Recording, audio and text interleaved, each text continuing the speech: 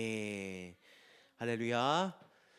저는 여러분과 함께 마가복음 16장을 통하여서 그가 살아나셨다라는 제목으로 하나님 말씀 증거하도록 하겠습니다. 할렐루야. 예수님께서 사망의 저주 끊으시고 부활하셨습니다. 우리 하나님께 영광 돌려드리겠습니다. 아멘. 여러분, 이 부활의 신앙이 우리의 삶 가운데 가득하길 주의 이름으로 축복합니다. 2000년 전에 우리 주님께서 우리의 죄를 해결하시기 위해서 이 땅에 오셨고 몸 찢고 피 흘리시고 다시 3일 만에 부활하셨습니다. 이 부활은 기독교의 핵심입니다. 영원한 죽음에서 영원한 생명으로 옮기신 우리 주님이 지금도 우리와 함께하고 계시고 우리의 삶을 책임져 주신다는 겁니다. 2000년에 흘리신 그 예수님의 보혈의 피가 시공간을 초월하여서 지금도 우리 가운데 임하신다는 겁니다. 예수님의 보혈의 능력을 의지하며 나아갑시다. 우리의 삶의 문제들을 이미 아시고 해결해 주시는 그 주님을 날마다 높여드리며 나아갈 수 있는 저와 여러분 되길 원합니다. 오늘 본문은 예수님께서 죽으시고 3일 만에 부활하신 그 새벽에 일어난 일입니다. 막달라 마리아, 그리고 야고보의 어머니 마리아, 그리고 살로메라는 여인이 예수님의 무덤을 찾아갑니다. 왜 찾아갔을까요? 예수님께서 무기력하게 십자가에 돌아가셨을 때 아무도 예수님의 장례를 치르려 하지 않았습니다. 이때 아리마대 사람 요셉이라는 자가 나섭니다. 총독 빌라도에게 예수님의 시체를 내어달라고 그렇게 얘기를 합니다. 성경은 아리마대 사람 요셉이 당돌이 요청했다고 그렇게 기록하고 있습니다. 이 당돌하다, 이 말이 헬라어로 톨마오라는 말인데, 이 말은 두려움이 있음에도 불구하고 위험을 무릅쓰고 모험을 한다라는 뜻입니다. 아리마대 사람의 요셉, 그 당돌한 요구에 빌라도가 응합니다. 요셉은 예수님의 몸을 깨끗이 닦지 못하고 세마포로 대충 싸서 자기 소유의 동굴 무덤에 안치한 후에 돌을 굴려서 무덤을 막아두었습니다. 이 초라한 장례를 지켜보던 여인들이 있었습니다. 오늘 1절에 등장하는 그 여인들입니다. 막달라 마리아, 야고보의 어머니 마리아, 그리고 살로메입니다. 이 막달라 마리아는 여러분 어떤 인물입니까? 성경에 보니까 7 귀신이 들려서 정상적인 생활을 할 수 없는 여인이었습니다. 그러나 예수님께서 그 7 귀신 들린 여인을 고쳐주셔서 죄에서 자유롭게 하셨다는 겁니다. 그리고 야고보의 어머니 마리아는 어떤 사람입니까? 우리 성경의 작은 야고보는 말보다도 기도에 앞선 사람이었습니다. 이 작은 야고보의 성품이 그의 어머니의 성품을 닮았습니다. 비교적 조용한 인물이었지만 신실하게 끝까지 예수님을 따랐던 여인이었습니다. 살로메는 어떤 여인입니까? 바로 세베대의 아들들의 어머니로서 요한과 야고보의 어머니입니다. 살로메는 아들들을 위해서 높은 자리를 요구했던 어머니로서 처음에는 세속적 욕망을 가졌던 사람이 바로 예수님의 죽음을 통하여서 진정한 제자의 자리에 이르게 됩니다. 이 살로메의 변화는 바로 예수님의 훈련과 은혜가 어떻게 사람을 변화시켜 주는지를 보여주고 있다는 겁니다. 이 여인들을 통해서 볼 수 있는 것은 바로 하나님은 낮은 자, 조용한 자, 실패한 자를 들어서 부활의 증인들로 세우신다는 겁니다. 그 당시 여인들은 사회적으로 무시당하고 그리고 무시당했지만 하나님 나라에서는 가장 귀한 도구가 되었다는 겁니다. 여러분, 우리도 마찬가지입니다. 우리의 모습이 어떤 모습이든지 하나님의 부르심 앞에 순종한다면 우리는 복음의 통로로 쓰임받을 수 있다는 겁니다. 그 부활의 증인 될 수 있는 저와 여러분 되길 원합니다. 이 여인들은 이 장례를 보면서 너무 가슴이 아팠습니다. 우리 주님께서 채찍에 맞으시고 그 가시 면류관에 찢기시고 못 박히시고 창에 찔려 상한 그 주님의 몸이 엉겨붙은 피범벅의 상태로 방치된 것이 너무나 안타까웠습니다. 그래서 향품을 준비합니다. 예수님의 몸에 제대로 염을 하기 위해서였던 겁니다. 그런데 하필이면 다음 날이 안식일입니다. 어쩔 수 없이 안식일을 지나기를 기다렸다가 안식일 다음 날 새벽 일찍 무덤으로 찾아갑니다. 무덤에 달려갑니다. 여러분, 무덤을 향하는 그 세 여인을 보십시오. 그들이 정성껏 따르던, 정성껏 섬기던 예수님은 이미 죽었습니다. 비참한 시체로 무덤에 안치되어 있습니다. 이들은 마지막 도리를 다하기 위하여 염을 하러 갔습니다. 그런데도 염려로 가득했습니다. 이 무덤을 막고 있는 돌문을 어떻게 열 것인지 걱정하며 무덤으로 찾아갔다는 겁니다. 여러분, 우리의 인생도 어찌 보면 이런 무덤들이 있다는 겁니다. 무덤 같은 일들이 산재한다는 겁니다. 이 무덤은 바로 슬픔의 자리, 눈물의 자리, 실패와 패배의 자리입니다. 살아있는 자와 죽은 자를 철저하게 갈라놓는 자리가 바로 이 무덤이라는 겁니다. 여러분, 우리도 무덤에 대해서 이렇게 생각하지 않습니까? 무덤을 기쁨보다는 슬픔의 장소, 성공보다는 실패의 장소, 만남보다는 이별의 장소, 그게 우리가 흔히 생각하는 무덤이라는 겁니다. 늘 아쉬움과 안타까움이 가득한 곳이 바로 이 무덤입니다. 그런데 우리의 인생에도 여러분, 이렇게 무덤처럼 살아가는 사람들이 많다는 겁니다. 살아있지만 죽은 것과 다를 바 없는 사람들이 있다는 겁니다. 여러분, 창세기에 보면 아브라함의 아내 사라가 그런 여인이었습니다. 하나님께서는 분명 아브라함에게 하늘을 보여주면서 너를 통해서 큰 민족을 이룰 것이라고, 그리고 내 씨가 번성할 것이라고 그렇게 말씀했는데 현실은 어떻습니까? 무덤과 같은 몸입니다. 그 당시에 자녀를 낳지 못한다는 것은 이미 죽은 것과 다를 바 없었습니다. 그래서 사라는 슬픔이 만성이 되고 절망이 가득한 여인이었습니다. 여러분, 성경에 나오는 나병 환자는 어떻습니까? 이 사람들도 살아있으나 죽은 자와 마찬가지입니다. 여러분, 나병은 가장 지독한 병입니다. 사람의 몸 그리고 모든 조직에 영향을 미칩니다. 피부를 상하게 하고 피를 더럽게 만들고 뼈를 썩게 만듭니다. 그래서 나병에 걸리면 그 사람은 사회에서 즉시 추방됨은 물론이고 부정한 존재로 인식했습니다. 그래서 구약의 율법에도 나병 들린 사람과 접촉하면은 부정하게 된다고 규정하고 있기 때문에 나병 환자들은 사람들이 가까이 오지 못하도록 나는 부정하다, 나는 부정하다 이렇게 소리를 질러서 자신의 위치를 알려줘야만 했습니다. 그래서 다른 사람들과 철저하게 격리되어서 살아가는 사람들입니다. 이미 죽은 몸처럼 살아갑니다. 절망 속에 살아가는 사람들이 바로 나병 환자들입니다. 즉 이들의 인생은 무덤과 같은 인생입니다. 그리고 베데스다 연못가에 있는 그 38년 된 병자는 어떠합니까? 너무 오랫동안 희망 고문에 시달려서 이미 무덤이 되어버린 사람입니다. 이 베데스다 연못가에 천사가 가끔씩 못에 내려와서 물을 동하게 하는데 동한 후에 먼저 들어가는 자는 어떤 병에 걸렸든지 낫게 된다고 그렇게 전설적으로 전해옵니다. 그러나 연못에 들어갈 수 있다는 소망이 사라지니까 죽은 것과 다를 바가 없는 무덤과 같은 인생이라는 겁니다. 여러분, 오늘날 우리는 어떻습니까? 요즘 우리 청년 세대들은 어떠합니까? 우리나라에서 아무리 노력해도 살 길이 막막하고 희망이 없다고 생각해서 절망하는 청년들이 너무나 많다는 겁니다. 요즘 홀로족들이 그렇게 많다고 합니다. 일은 안 하고 나라에서 주는 기초 생계급여로 먹고 사는 사람들이 많이 늘어나고 있는 추세라고 합니다. 그래서 우울증, 중독 등 각종 사회 불안 지수가 높아지는 것이 바로 오늘날 젊은 세대의 현실이라는 겁니다. 세상에 대한 불신이 깊어지고 고통과 절망이 가득한 이미 죽은 바와 다를 바 없는 삶을 살아가고 있다는 겁니다. 즉 그들의 인생이 무덤과 같이 되어져 간다는 겁니다. 여러분, 눈에 보이는 무덤만이 무덤이 아닙니다. 희망이 없다면, 내일이 없다면, 살아가야 할 이유가 없다면 그 자리가 바로 무덤이라는 겁니다. 살아있으나 죽은 것과 다를 바 없다면 우리의 삶이 무덤이 될 수 있다는 겁니다. 그러나 우리 하나님은 그 무덤 같은 인생을 비우신다고 말씀하십니다. 즉 무덤을 비우십니다. 예수 그리스도는 부활하셨습니다. 그 죽음의 자리, 절망의 자리, 패배의 자리를 생명의 자리, 희망의 자리, 승리의 자리로 바꿔주신다는 겁니다. 우리 본문 4절에서 6절까지 우리 한번 읽어보도록 하겠습니다. 시작.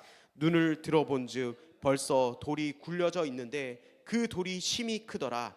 무덤에 들어가서 흰 옷을 입은 한 청년이 우편에 앉은 것을 보고 놀라매 청년이 이르되 놀라지 말라. 너희가 십자가에 못 박히신 나사렛 예수를 찾는구나. 그가 살아나셨고 여기 계시지 아니하니라. 보라, 그를 두었던 곳이니라. 아멘.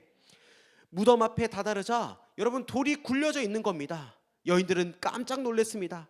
조심스럽게 무덤 안으로 들어가자 처음 보는 청년이 거기에 앉아 있었습니다. 흰 옷을 입고 있다는 그 기록을 유추해 보면 아마도 이 청년은 천사였던 것 같습니다. 그 청년이 예수님께서 살아나셨다 이렇게 얘기하는 겁니다. 즉 부활하셨다는 겁니다. 즉 무덤은 텅 비었다는 겁니다. 여러분 이것이 바로 복음입니다. 하나님께서 우리 예수님을 다시 살리셨습니다. 하나님께서 무덤을 텅 비게 만드셨습니다. 여러분 믿으십니까? 고린도전서 12장 3절에 이렇게 말씀합니다. 그러므로 내가 너희에게 알리노니 하나님의 영으로 말하는 자는 누구든지 예수를 저주할 자라 하지 아니하고 또 성령으로 아니하고는 누구든지 예수를 주시라 할 수 없느니라. 아멘. 저와 여러분은 복받은 사람입니다. 성령께서 우리 안에 내주하시기 때문에 우리는 예수님을 나의 구세주로 고백할 수 있기 때문입니다. 하지만 지금도 예수님의 무덤이 텅 비었다는 말씀을 도무지 믿기 어렵다는 사람들을 우리는 만나게 됩니다. 그래서 그들은 이 부활이 아닌 다른 방식으로 해명하려고 합니다. 예수님의 무덤이 텅 빈 것은 제자들이 그 시체를 도둑질한 것 아니냐고 그렇게 주장을 합니다. 그리고 예수님이 진짜로 죽은 것이 아니라 잠깐 기절한 것이라고 다양한 방식으로 빈 무덤을 해명하려고 시도를 한다는 겁니다. 왜 그렇습니까? 이 빈 무덤을 인정한다는 것은 바로 하나님의 임재, 하나님의 능력, 하나님의 주권을 인정하기 때문입니다. 사람은 누구나 하나님의 존재를 제대로 경험하게 되면 두려움을 가질 수밖에 없습니다. 그 두려움을 피하기 위해서 할 수만 있다면 빈 무덤을 부정하려는 것이 세상 사는 사람들의 방식이라는 겁니다. 여러분, 아브라함의 아내 사라도 그랬습니다. 창세기 18장에 하나님이 천사와 함께 아브라함을 방문했을 때 내년 이맘때쯤에 사라가 아들을 낳을 것이다. 천사가 아브라함에게 하는 말을 사라가 엿듣고 속으로 비웃었다는 겁니다. 창세기 18장 12절에 말씀합니다. 사라가 속으로 웃고 이르되 내가 노쇠하였고 내 주인도 늙었으니 내게 무슨 즐거움이 있으리요. 이렇게 비웃었다는 겁니다. 그런데 천사들이 사라가 속으로 비웃은 것을 지적하자 그는 두려워합니다. 창세기 18장 15절에 말씀합니다. 사라가 두려워서 부인하여 이르되 내가 웃지 아니하였나이다. 이르시되 아니라 네가 웃었느니라. 아멘. 이처럼 하나님의 존재를 제대로 경험하면 두려움을 느낀다는 겁니다. 왜냐? 하나님의 임재를 경험했기 때문입니다. 예수님의 무덤 안에서 천사를 만난 여인들도 그저 벌벌 떨기만 했습니다. 말도 안 되는 부활 소식을 들었기 때문입니다. 부활을 믿는 것은 이처럼 두려운 일입니다. 빈 무덤은 쉽게 믿어지지 않습니다. 그러나 믿게 되면 참으로 놀라운 일들이, 새로운 일들이 우리 안에 펼쳐지게 된다는 겁니다. 무덤과 같은 인생이 달라진다는 겁니다. 아브라함의 아내 사라도, 나병 환자도, 38년 된 병자도, 우리 대한민국도, 우리 청년들도, 저와 여러분도 예수님의 무덤이 텅 비었다는 사실을 믿으면 달라질 수 있다는 겁니다. 예수님의 무덤이 빈 무덤이 되었다면 우리의 무덤도 빈 무덤이 되는 겁니다. 예수님의 몸이 살아나셨다면 우리의 몸도 다시 살아난다는 겁니다. 그가 살아나셨다. 이것이 바로 부활신앙이라는 겁니다. 그러면 그가 살아나신 부활신앙은 어떤 것일까요? 부활신앙은 죽음을 두려워하지 않는 신앙입니다. 우리 따라합시다. 죽음을 두려워하지 않는다. 그렇습니다. 여러분, 세상적인 기준에서 무덤은 죽은 자들이 귀신이 되어서 살아있는 사람들에게 해코지한다고 그렇게 생각을 합니다. 그래서 귀신을 어루고 달래려고 합니다. 그래서 우리 사회에서도 여러분 고사를 지내고 여러분 제사를 지냅니다. 제가 어렸을 때만 해도 여러분 자동차를 사면은 돼지머리 하나 잡아가지고 비나이다 비나이다 그랬던 것을 저는 봤습니다. 그러니까 그 이전에는 더한 제사들을 많이 지냈습니다. 여러분 제사를 왜 지냅니까? 제사를 지내는 이유를 찾아보니까 이렇게 사전적인 정의를 하더라고요. 제사는 조상의 넋을 기리고 은혜에 보답하며 신명을 받들어 복을 빌기 위해 지내는 의식입니다. 또한 몸과 말과 생각으로 지은 업을 맑게 하여 악업을 짓지 않겠다는 다짐의 뜻도 있습니다. 이게 제사의 정의입니다. 여러분, 한마디로 말하면 죽음이 무서운 겁니다. 죽어서 복수하지 말라는 겁니다. 그러나 부활 신앙을 믿는 사람은 죽음이나 귀신을 두려워하지 않는다는 겁니다. 부활의 눈으로 보면 무덤은 두려운 곳이 아니라 하나님의 능력과 사랑을 깨닫는 장소가 된다는 겁니다. 여러분, 서울에 가면 양화진이라는 곳이 있습니다. 이곳은 우리나라 선교 140년의 역사가 길어져 있는 곳입니다. 이곳에 가면 우리 초기 선교사님들의 묘비가 그리고 묘소가 안장되어 있습니다. 이들은 조선이라는 이 나라에 목숨을 걸고 선교하려 오신 분들입니다. 자신들의 부귀와 명예를 다 벗고 이 낮고 낮은 땅 조선에 오셔서 선교를 하신 분들입니다.